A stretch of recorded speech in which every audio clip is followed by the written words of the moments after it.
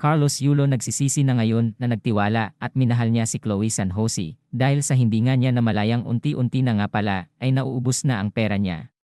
Bukod pa nga sa 11 million na inutang nga ng tatay ni Chloe kay Kaloy, ay ang kanyang mga investment nga daw ngayon ay walang ibang humahawak kundi si Chloe at lahat nga din ng mga dumarating na income niya dito ay napupunta nga sa mga luho ni Chloe.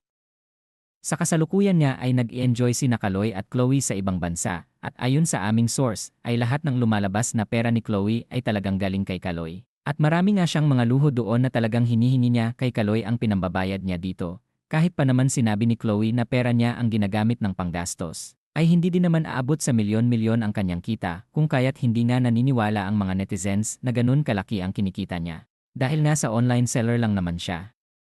Bukod pa dun ay laging namamataan ang dalawa sa kanilang social media accounts na talagang maraming mga bagong bags at mga damit si Chloe at may mga nireregalo din niya si Kaloy sa kanya na talagang tumataginting sa presyo at umaabot talaga ng milyones ang halaga ng mga ito.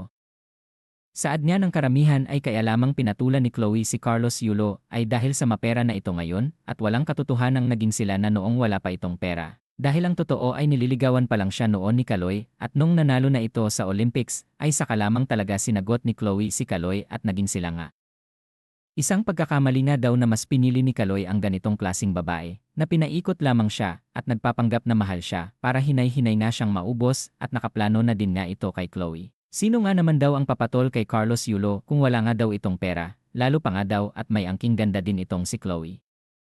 Lumalabo na nga na magtagal pa ang dalawa sa kadahilanang sa huli ay matatauhan na din si Kaloy at tiyak ng mga netizens na talagang uwi na siyang pulubi dito sa Pilipinas dahil nga sinadya ni Chloe na sa ibang bansa sila gumala. Dahil dun ay mas malaya ngang mauubos ni Chloe ang pera ni Kaloy, sa bandang huli babalik na naman siya sa kanyang pamilya dahil wala namang ibang sasalo din sa kanya kundi ang pamilyang iniwan niya para lamang sa isang gold digger na babae.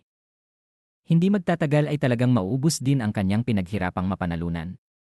Dagdag pa nga ng ilan ay talagang sa kakungkungan na talaga pupulutin si Kaloy pag hindi pa siya nagising ng maaga, nakakaawa talaga siya kung hahayaan niyang dumikit pa lalo kay Chloe at magpauto pa dito.